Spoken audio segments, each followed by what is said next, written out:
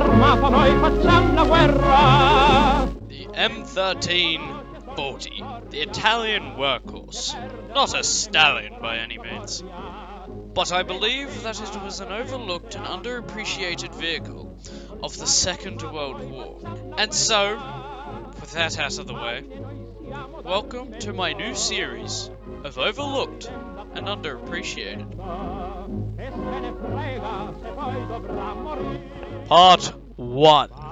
The design of the M1340. The roots of the M1340 can be traced back to the M1139 medium tank. The M1139's development process goal was to make a medium tank that was maneuverable in rough terrain and simple to build. Originally being based on the Vickers Marquis chassis, it was incredibly simple to design and easy to build, hence why most tanks were built off this chassis. Yet it had never been seen if having a tank with or without a gun in a turret was a good idea, and the Italians were about to find out. When the Spanish Civil War kicked off, Italy sent L3s and M1139s to the Spanish in 1936. There, the tanks encountered the Soviet T-26. The battles between the two went as well as one would expect. Horribly. Italy quickly caught on that having a turret with a gun in it was a good idea. This would make the coming design the first Italian tank to have a large caliber gun in a turret. The Reggio Assettico asked Fiat and Ansaldo to come up with something quick-smart. The result was a solid, well-built and relatively well-armoured tank for the time. Between 1937 and 1938, Fiat and Ansaldo jointly developed this tank. The chassis was to be the same as the M1139. It would also have the same engine, a diesel-powered SPA 8T 11.4 litre 105 horsepower V8 engine. Now, by this point, despite having a good engine, it was seen that the tank was getting rather heavy for it, being able to achieve only a maximum speed of 32 kilometers an hour. Obviously, this would be even slower off-road. The tank even exceeded the prerequisite design weight of 13 tons, pushing over to 14. So in theory, it should be called the M1440, but who cares? The main armament would be the Canone da 4732 M35, an Austrian-designed gun built under license by Ansaldo. The frontal hull would house two 8mm Breda machine guns, which would protrude out to the front of the tank. However, the turret would only house one Breda 8mm. The frontal armour was increased to 30mm on the upper frontal plate, and the thickness to 20mm on the lower glacis. This is a massive step up from the M1139's armour, which was roughly around 14mm. The amount of armour even surpassed some contemporary German tanks, possibly the Panzer I or Panzer II. The turret design was in a cone shape, which made room limited but gave solid protection against incoming rounds. The tank looked promising. In October 1939, the first prototypes were built, 15 of them to be exact. These prototypes were to be fitted with sights on the sides of the turret. The tank design seemed to have the green light. Part 2. Mass production. By late 1939, Reggio Assettico ordered 400 M1340s. Now clearly they trusted the program, but possibly a little bit too much, as for when the order was placed, the M13 hadn't even been accepted into service yet. However, during this time, World War II was kicking off and Italy wanted in, so Fiat and Ansaldo got to work constructing the 400 tanks, the largest order ever for a tank in Italian history. Now, due to Italy's lacking industrial base, insufficient raw materials, and lack of welders, made construction a lot harder than what it would have been for the Germans to produce. The welder issue made it so rivets had to be used instead, which is fine in an economical stance, but it was the way the rivets were used. The rivets were facing inwards towards the tank crew, meaning if a rivet was hit, it would fly around the tank, breaking equipment or even killing crew members, which is usually not a good thing to have. This could be activated by anything hitting a rivet, even a small machine gun round. could send when flying. The insufficiency in resource extraction and poor heat treating led to dangerously brittle armor, where the armor would crack and sometimes even fall off if hit hard enough. Now one would be thinking, doesn't that mean the M1340 is a bad tank? Same could be said for the T-34, and the armor didn't always crack on the tanks, as it would usually only happen if hit by a big enough round. The driving componentry, engine, drivetrain, and the whole sort were to be built by Fiat, while Ansaldo would build the gun and put the tank together.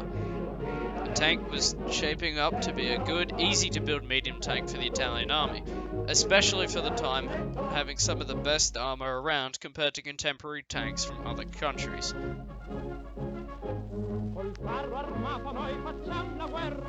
When Italy entered the war in June 1940, fighting whatever was stationed in British Africa at the time, the tanks had relatively few issues, except for supply lines.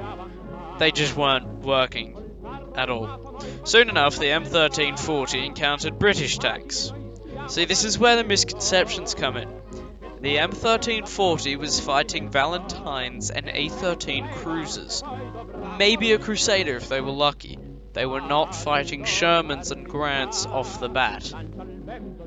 Now, the Italian gun was more than capable of knocking out these tanks, so much so that at ranges of 1 kilometer plus, the Italian guns would outperform the British 2-pounder, which was the equivalent of the 47mm. Not forgetting the superior armor on the M1340 also meant that at range, the 2-pounder couldn't realistically do much back to it, provided the armor didn't shatter. However, due to Italian armor doctrine, the tanks had to engage at roughly 400 to 600 meters from the target, which was not only unnecessary but a detriment to the war effort.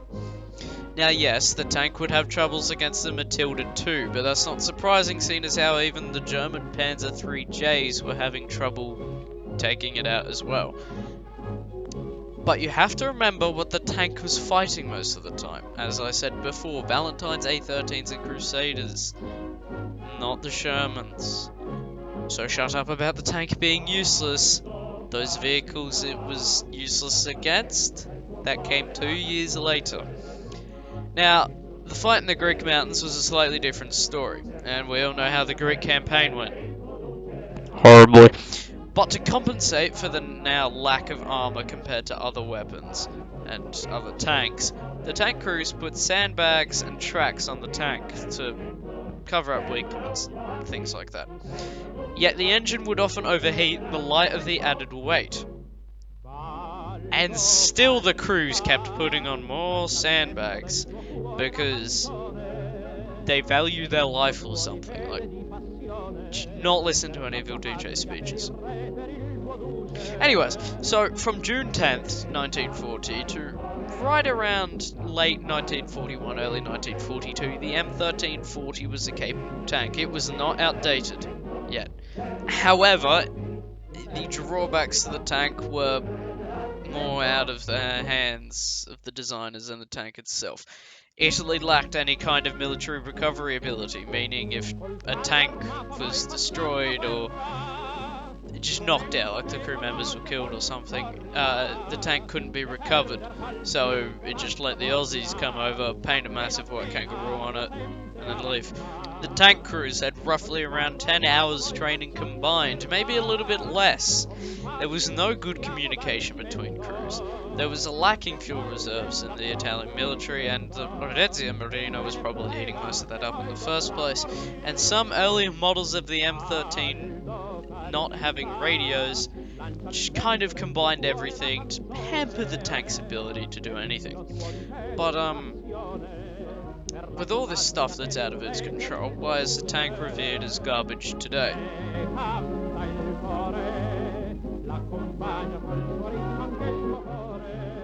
Put it simply, the M1340 remained in service far longer than it should have, and also Mussolini's idiocy.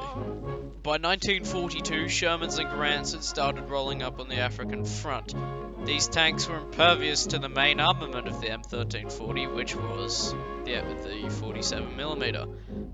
However, the Italians kept using the same brain-dead doctrine and refused to use the tanks effectively. But most of all, it was Fiat and Saldo's lack of willingness to let go of the design and chassis. Every single Severmente built used the M1139 chassis. The other three variants of the M13 used the same chassis, meaning they were using a 4-year-old chassis and a 3-year-old design facing tanks freshly built and designed. The P40 heavy tank is what should have been built after the M1340, not the M1441. The one time I would say that the tanks were effectively used and a division said to hell with the doctrine was when Arrietty was defending a town in, I believe, Italian Libya. The Allies had punched through Arrietty's division's southern flank, which caused an unorderly retreat in the Italian lines. Now the lead tank, because they had radios at this point in time, these weren't the first production models, they had radios. The lead tank said, what if we turned around and drove straight at the British at full speed? And they did that and it worked. Not a single M1340 was captured.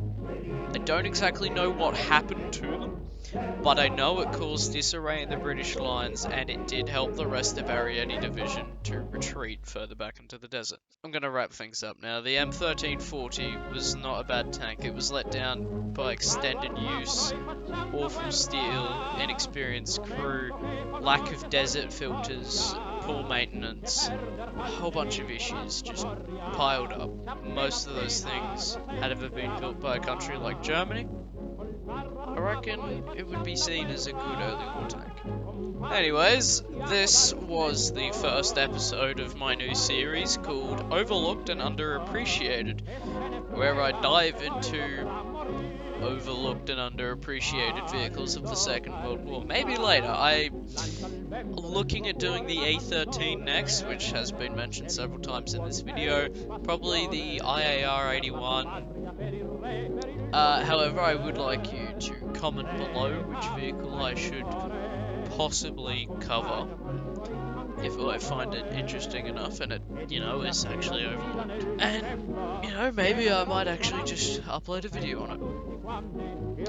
However, I highly recommend you subscribe, and Finn,